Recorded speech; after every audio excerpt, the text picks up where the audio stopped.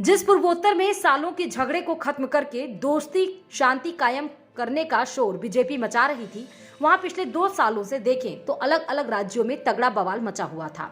तमाम समझौते, दिल्ली दरबार तक मीटिंग, अमित शाह को सब सही करने का जिम्मा देने के बाद भी मोदी सरकार पूर्वोत्तर के राज्यों में स्थायी शांति कायम करने में नाकाम रही। कांग्रेस के डेलीगेशन ने प्रेसिडेंट से मिलकर शांति बहाल करने की मांग रखी है। मणिपुर में 3 हफ्ते से राज्य में सब कुछ ठप पड़ा है। बाजार ना खुलने के चलते लोगों को रोजमर्रा की चीजें नहीं मिल रही हैं। अगर मिल भी रही हैं तो बहुत महंगी। हालात ये है कि आलू 80 रुपए किलो और पेट्रोल 150 रुपए लीटर पर पहुंच गया है। कर्फ्यू के बाद भी लोग सड़कों पर प्रदर्शन कर रहे हैं। गुस्साई महिलाएं हर आने जाने वाली गाड़ियों को रोक रही हैं। कभी नागालैंड, कभी असम और अब मणिपुर हिंसा बवाल के चपेटे में है। नॉर्थ ईस्ट के राज्यों में सीमा विवाद अलग अलग तरह का है, लेकिन मणिपुर में जारी बवाल ने एक अलग टेंशन पैदा कर दी है, जो अमित शाह के लिए बड़ी टेंशन बनती जा रही है। कर्नाटक में हार के बाद से 2024 में पार्टी के लिए मुश्किलें एक तरफ बढ़ी हैं, तो पहलवानों के प्रदर्शन और मणिपुर के ये हालात विपक्ष के बल को और बढ़ा रहे हैं। अब शाह अपनी ही बिछाए जाल में बुरे फंसते नजर आ रहे हैं। कड़े एक्शन, उग्रवादियों पर कार्रवाई की बातें जो दिल्ली में बैठकर की जा रही है, वो मणिपुर पहुंचते पहुंचते फुस होती नजर आ रही है।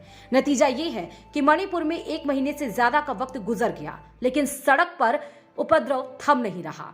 आखिर गलती कहां हो गई, ये झगड़ा क्यों हुआ, सब आपको सिलसिलेवार तरीके से बताते हैं। मणिपुर में 3 प्रमुख समुदाय हैं। सबसे ज्यादा जनसंख्या वाला मैतेई और 2 आदिवासी समुदाय कुकी और नागा। इनके बीच आपसी खींचतान का इतिहास रहा है। राज्य की कुल आबादी में मैतेई की हिस्सा 53% है और 40% आबादी कुकी और नागा की है। मैतेई सूबे के मैदानी इलाकों इम्फाल घाटी में है। कुकी और नागा आदिवासी इम्फाल घाटी से सटे पहाड़ी इलाकों में रहते हैं। मैतेई आर्थिक और राजनीतिक तौर पर सबसे प्रभावशाली और ताकतवर है। राज्य में किसी भी पार्टी की सरकार हो, लेकिन दबदबा मैतेई का ही होता है। मौजूदा मुख्यमंत्री एन बीरेन सिंह भी इसी समुदाय से ताल्लुक रखते हैं। कुकी और नागा समुदाय सरकार पर खुद के साथ सौतेला व्यवहार अपनाने का आरोप लगाते हैं। उनका मानना है कि मैतेई को अब पहाड़ पर भी बसाने की तैयारी की जा रही है। अभी जो बवाल हो रहा है उसके 2 प्रमुख वजह हैं। एक है बहुसंख्यक मैतेई समुदाय को अनुसूचित जनजाति का दर्जा देने का कोर्ट का फैसला, जिसका कुकी और नागा समुदाय विरोध कर रहे हैं। कुकी और नागा समुदाय को आजादी के बाद से ही आदिवासी का दर्जा मिला हुआ है। और दूसरी वजह है गवर्नमेंट लैंड सर्वे, यानी बीजेपी की अगुवाई वाली राज्य सरकार ने रिजर्व्ड फॉरेस्ट यानी कि आरक्षित वन क्षेत्र को आदिवासी ग्रामीणों से खाली कराने का अभियान चला रही है।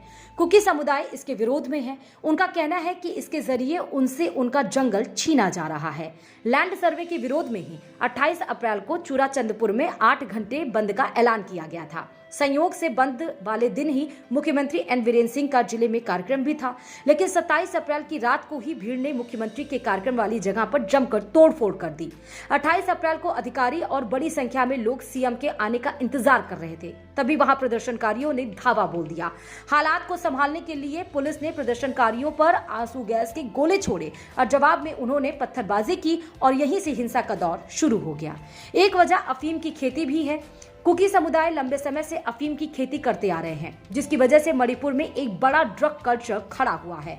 लेकिन जब सरकार ने उसे नष्ट कर दिया तो समुदाय में आक्रोश पैदा हो गया और हिंसा शुरू हो गई। कंट्रोल करने की बहुत कोशिश के बाद भी मामला कंट्रोल में नहीं।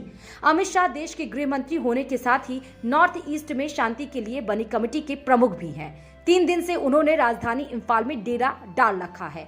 उनकी मॉनिटरिंग में जब सब हो रहा है, तब ये हालात है कि मणिपुर में जिंदगी पटरी पर नहीं लौट पा रही। मणिपुर में विरोध की इस आंच को क्या सरकार ने शुरुआत से ही अंडर असेसमेंट किया है, या फिर कर्नाटक पर फोकस के कारण कहानी बिगड़ गई? रीजन जो भी हो, मणिपुर में अब पूरा जोर लगाने के बाद भी अमित शाह और उनकी टीम कोई बड़ी कामयाबी नहीं हासिल कर पा रही है। तीनों समुदायों से बात हो रही है, उग्रवादियों के खिलाफ ऑपरेशन चलाया जा रहा है, राज्य के खिलाड़ी अवार्ड मेडल वापस करने की चेतावनी दे रहे हैं। ये सब बता रहा है कि गलती हुई है। लोगों की भावनाओं को समझे बिना नियम कानून थोपने का असर क्या होता है, ये मणिपुर बता रहा है। देश की आंतरिक सुरक्षा की पोल भी मणिपुर ने खोल दी है। कोर्ट के फैसले के बाद जिस तरह नाराजगी बढ़ी, उसका फायदा उग्रवादियों ने उठाया। समुदाय तक हथियार पहुंचे। ये सब भापने में क्या Amit Shah and company fail नहीं रही? एनआरसी के बाद से ही मणिपुर में भी म्यांमार और बांग्लादेश से आए लोग साजिश रच रहे थे, पर सरकार बेखबर बैठी रही। नतीजा सबके सामने है। ब्यूरो रिपोर्ट, खबर प्याली।